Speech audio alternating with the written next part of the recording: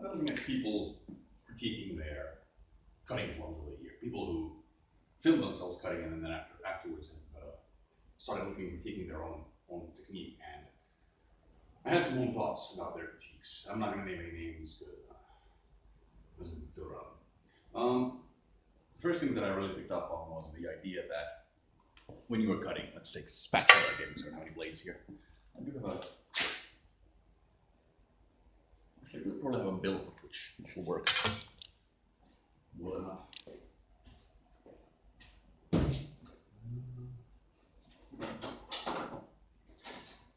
Well, this Japanese sword will have to do.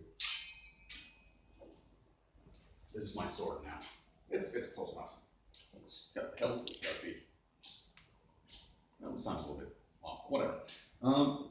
This idea that when you are cutting, your rear foot should not move or get off the ground. That you should be kind of nailed to the ground, as it were. Which I do not agree with. Because the idea is you don't want to power your cut with your hand, which you sort of have to do when you're anchoring yourself like that. You want to power your cuts with your torso and your hips and your body. The center of mass turning has a lot more power behind it than just your hand, because there's so much more mass at work here. So if you limit yourself thinking that the rear foot is not allowed to rise at all, then you're creating the wrong image. It's one of those things like, I can't remember who it was. It's Jake Norwood, American yoga practitioner, who had a video about teaching people how to do some kind of long sword stuff. And he's talking about where do you concentrate on the sword. If you're focusing on the hands, your hands move first. If you focus on the tip moves first. So if you tell people to focus on their feet become really go accentuated. So you want to be careful about what you are focusing on when you're doing stuff, because the human mind is it has a habit of latching onto things and then just focusing on that.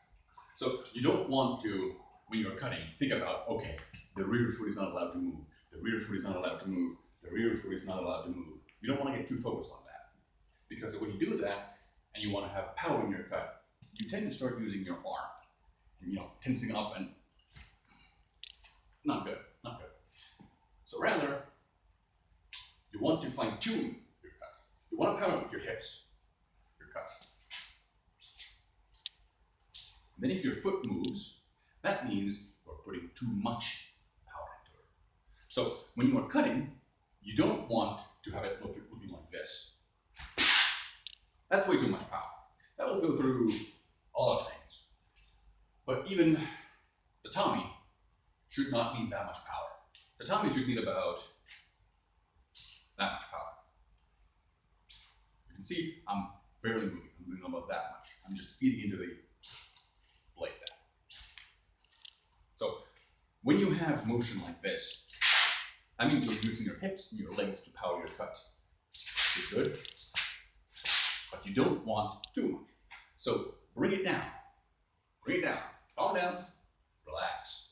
Cutting should be relaxed. I'm going to check my notes. What I have written down.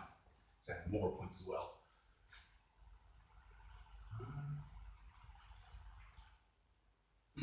Right. I did that. Another point he had, this person was watching one person, was that you don't want to twist your body. You want to have poor form like you do, which is true. But I think that is a symptom of learning how to cut the wrong way. People, I've found to think you have to learn to cut stationary first. You don't take any steps.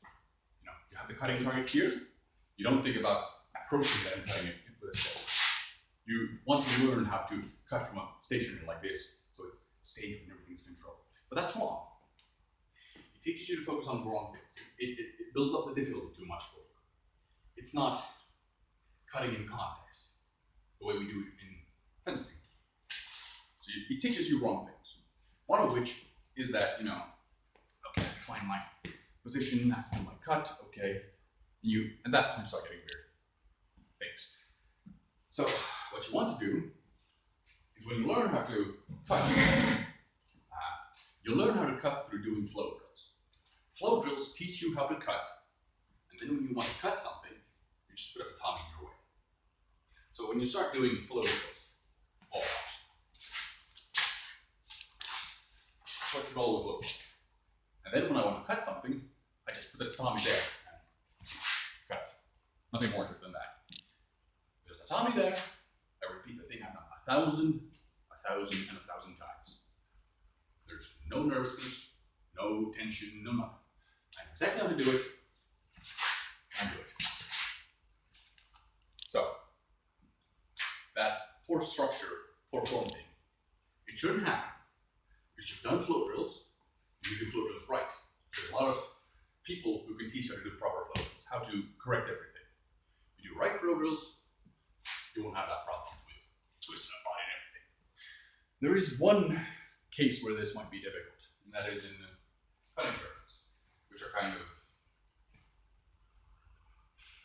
I have issues with cutting tournaments nowadays, but whatever. For example, if you have a tatami which is stationary, and you have to do a smooth combination cut. So maybe they say that you have to do a pair of steps, then a overhaul, or something like that. You have to do a combination. That requires a different kind of flow drill practice. For that, you have to specifically train stationary. And for that, I've noticed that triangle step, so you think you have a triangle, you have point, point, and point. Practicing your cuts like that can be really good. It's like point, point, and point. Triangle. Alternatively, I also like to anchor one foot to the ground. So let's say this is anchored. It turns, but it does not move. My weight shifts forward, but my foot is still anchored.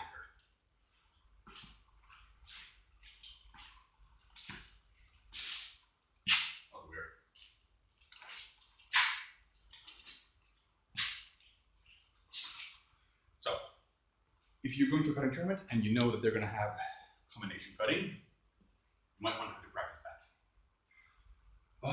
What else? Let me check my notes again.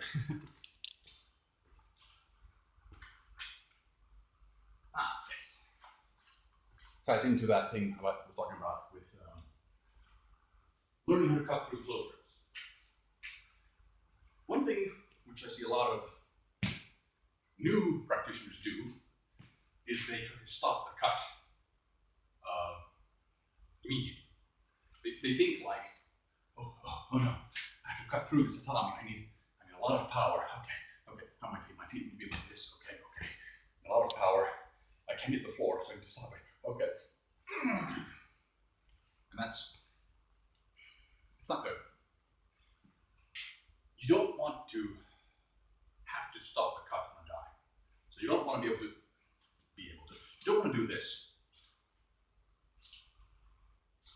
I can do it with this if it's so light.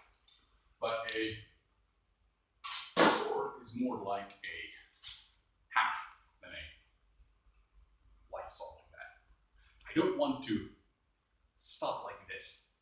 Because it will hyperextend the wrist and put pretty much all of the energy there. It's like a chain. The weakest link will break. If you look at everything else going on in that motion, when I stop it, full extension, my elbow is strong, my shoulder is strong, my elbow is strong. The muscles here all work together. But then when you have the wrist, very few muscles. Not good. And as I said, hyperextended. These will break. How you can work against this is you can either end the cut in a structurally sound position, like say from an overhaul down here. And that works. Well, I'll get to that. The other way is to continue the motion. So rather than trying to cut like this, and then when you hit the ground, because you have to continue the motion, the mass of the blade will keep going to the ground. You'll learn how to continue the motion into a safe place. Back up. So like a flow drill. bring it up here. There's like a, not really a sinus motion, but a pendulum swing. Mass, acceleration. At this point, I start slowing it down, and then bring it back up. At this point, it's relaxed and ready for another cut. If you teach yourself how to cut through flow drills, you're teaching yourself to cut safely.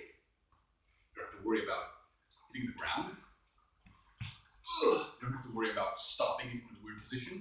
You just do the same thing you do in flow drills.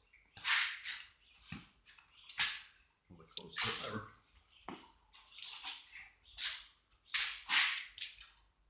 practice through flow drills. Flow drills are fucking perfect. You can do them every day. I do them every day. I love flow drills. You should love flow drills. Yes, one of the things about the flow, what I do there, which is good for the wrist, specifically, I was talking about earlier with this position, is the fact that hyperextended wrist is weak because it's a little bit more and snap. You don't want to have to fight in this position, fight the motion in this position. You want to allow it to continue. When you allow it to continue, it's essentially here. You allow it to collapse and just flip there. It's like a false edge cut in the middle line in fencing. Allow it to happen like that. And why do you do that?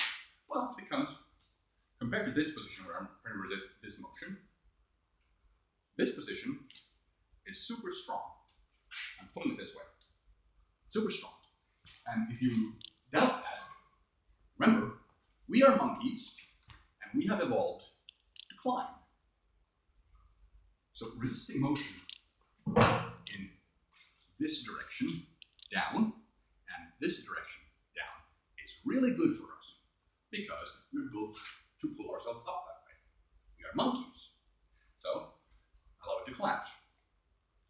That way, the wrist is super strong, and all that energy which would normally be going here is pulling now the big muscles here, allowing your trained muscles to fight that. So don't think that, I'm doing a cut from here. You're doing one-handed. You think I have to stop here. I think you have to stop here. This is a guard, right? I don't know about saber, but in one-handed sword this is a guard. It's like this. You allow the swing to end down there. The hammer was a little weird. This is pretty natural. It's a nice sound. Yeah. And the difference in two-handed cutting where you can end it there is because, again, monkey. Rather than trying to stop it like this, you bring it down like that. See? I'm pulling it up again. And here, pressing down. So I can do this with a, let's go over. Don't do this. This is pretty stupid. I can do it with an axe. See? It's going into the strong muscles. This is good at resisting this kind of motion. It goes into my muscles, upper body. The weakest point there really is the lower back, because it's all this mass is pulling forward. So I have to keep my back strong for that. Really good. So, continuation of motion. This is where, at one point, wanted to learn that.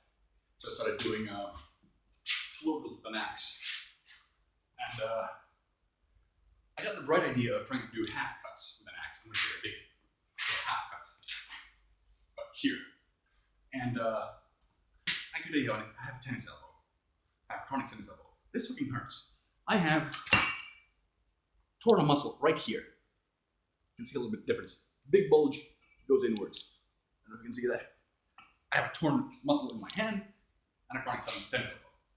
Don't do my mistake. Don't try to fight hyperextended. Allow it to go into strong positions. Or continue to collapse and continue into a better position.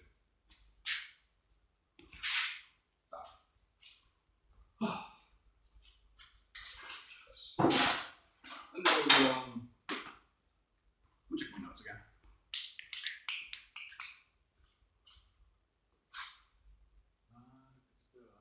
All right, yeah. Again, about that, I was mentioning earlier, putting too much effort into a cut with the rear foot moving. This applies to the hyperextended thing as well. I'm doing kind of fast with this one because it's so light, but really it should be quite relaxed.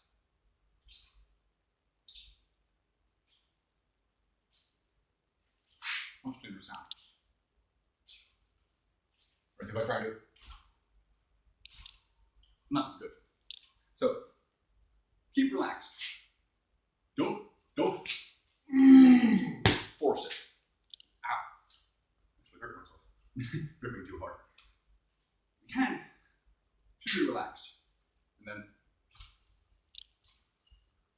just cut through. And my thought there is that you don't want to have hyperextended in the middle of the cut. Because it's sharp.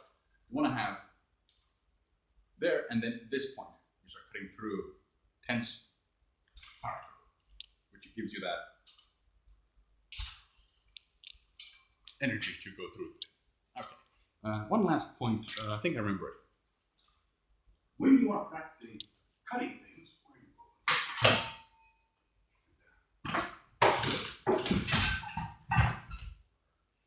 When you're practicing cutting something, make sure that you really think through where it is, what height, and what part of the cut.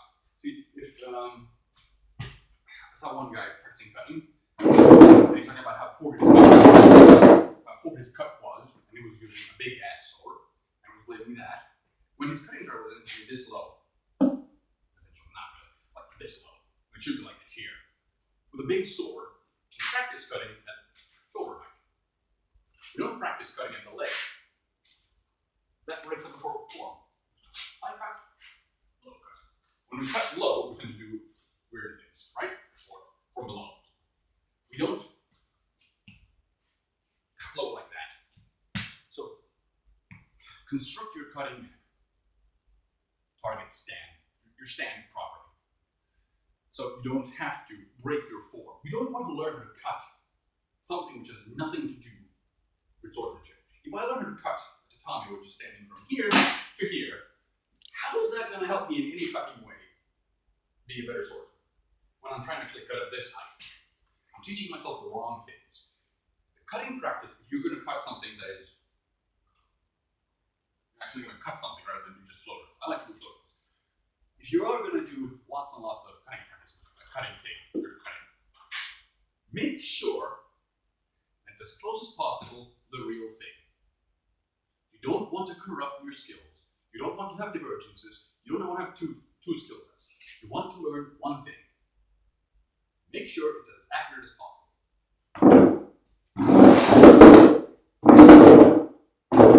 In the same vein, I see a lot of, well, you could use this and stack something else on it, like, I don't know, some boxes. This thing, let's say on its proper height, is foot wide. If I have to cut this thing, I'm going to be worried about cutting the chair itself. So position it right. If I'm going to cut no matter how from this line, put it really here at the edge as much as possible. What I can do, I have freedom of line for my cutting as much as possible. I don't have to worry about this part of it. Optimally, you just want to cut in a 4x4. A 4x4, which is pretty hard to miss. Unless you're cutting it straight down, you're actually pretty completely wrong. That can easily fuck up your cutting. So, I think that's everything. So, flow drills. Do flow drills. Flow drills are love. Flow drills are life. Thanks, goodbye.